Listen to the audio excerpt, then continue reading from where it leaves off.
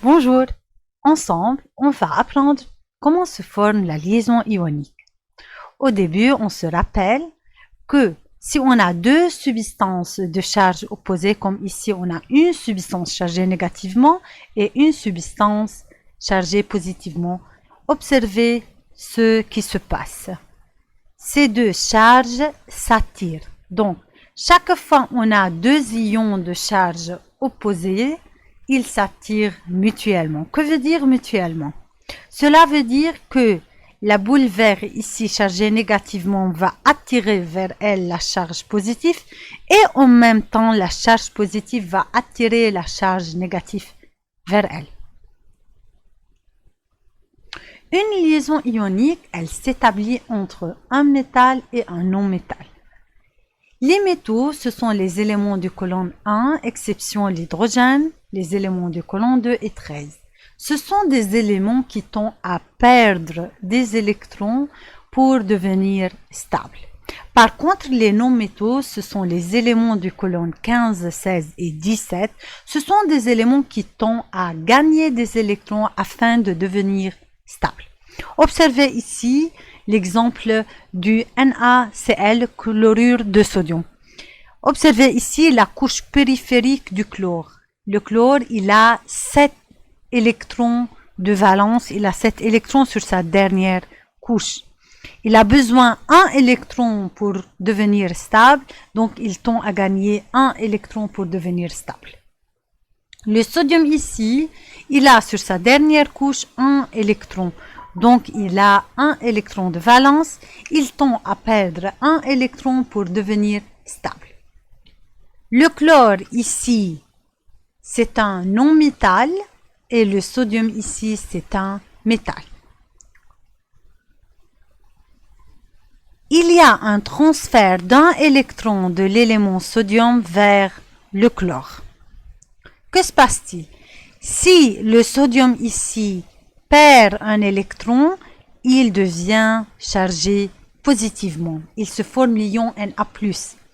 Le chlore, lorsqu'il gagne un électron, il a excès d'un électron ici, donc il sera chargé négativement. Donc, lorsqu'il y a transfert d'un électron de l'élément sodium à l'élément chlore, il y a formation d'un cation ion chargé positivement et d'un anion chargé négativement. On a déjà dit que deux ions de charge opposés vont s'attirer. Donc, dans ce cas, ces deux ions vont s'attirer. Na+ va attirer l'ion Cl- et Cl- va attirer l'ion Na+. Lorsqu'ils s'attirent, ils forment le composé ionique NaCl, chlorure de sodium.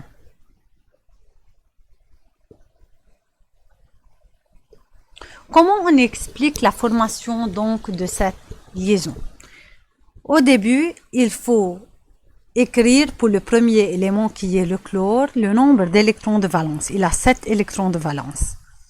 Il tend à gagner un électron pour acquérir son octet et il se forme l'ion Cl-.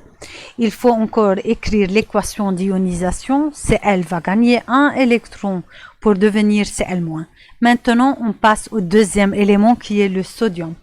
Le sodium, il a un électron de valence. Il tend à quoi? Il tend à perdre un électron pour acquérir son octet et il se forme l'ion Na+. Et maintenant, on écrit l'équation d'ionisation qui est Na nous donne Na+, plus 1 électron. Et finalement, on dit que les deux ions formés Na+, et Cl- sont de charges opposées. Ils vont s'attirer mutuellement pour former le composé ionique NaCl. Voici un autre exemple. Expliquer la formation du composé ionique Al2 O3. نحن l'ion aluminium c'est Al3+, et l'ion oxyde c'est O2-.